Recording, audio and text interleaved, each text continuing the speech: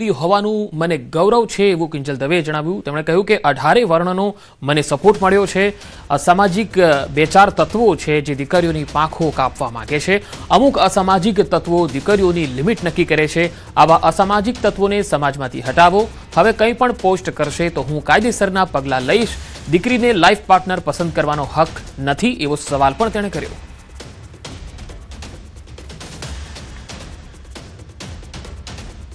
મારા સગપણને લઈને છેલ્લા ઘણા સમયથી મીડિયામાં અનેક તર્ક વિતર્ક અનેક ચર્ચાઓ ચાલી રહી છે, જેને લઈને હું અત્યાર સુધી મૌન હતી, કારણ કે વાત મારા સુધી સીમિત હતી. પણ વાત જ્યારે હવે મારા પરિવાર પર છે, મારા પિતા પર છે, ત્યારે એક દીકરી તરીકે હવે મારાથી સહન નથી થતું અને મને લાગ્યું કે હવે આજે મારે બોલવું પડશે.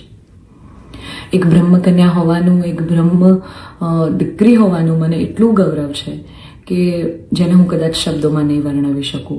અને હું અહીંયા સુધી પહોંચી છું એના માટે શિક્ષિત અને સમજણી જે બ્રહ્મ શક્તિઓ છે, બ્રહ્મ સમાજના લોકો છે, એમનો ખૂબ ખૂબ ફાળો રહ્યો છે મારી આ જર્નીમાં. અને હું તો નસીબદાર છું કે મને 18 વર્ણના લોકોનો પ્રેમ અને સપોર્ટ મળ્યો છે અહીંયા સુધી પહોંચવામાં.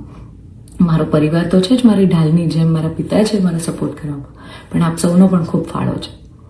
પરંતુ કહેવાતા સભ્ય અને મોડર્ન સમાજમાં જ્યારે અમુક બે ચાર અસામાજિક તત્વો છે જે લોકો અત્યારે પણ દીકરીઓ માટેના રૂલ્સ અને રેગ્યુલેશન નક્કી કરશે કે દીકરીઓનું લિમિટ ક્યાં સુધી હોવી જોઈએ. એટલે હું તમામ બ્રહ્મ શક્તિઓ, સમજણી અને શિક્ષિત જે લોકો છે, બાકીના લોકોના મગજમાં નહીં ઉતરે કદાચ આવા, પણ જે લોકો શિક્ષિત છે, સમજુ છે, એ લોકોને હું નમ્ર વિનંતી કરું છું કે આવા બે ચાર જે અસામાજિક તત્વો છે ને, કે જે દીકરીઓની પાંખોને કાપવાની વાતો કરી રહ્યા છે, પ્લીઝ એને સમાજમાંથી દૂર કરો. નકર આપણો સમાજ ક્યાંયનો નહીં રહે.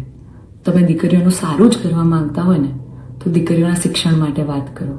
હું દરેક બ્રહ્મ શક્તિઓને, બ્રહ્મ આગેવાનોને નિવેદન કરું છું, આજીજી કરું છું કે આવા અસામાજિક તત્વોને સમાજમાંથી હટાવો.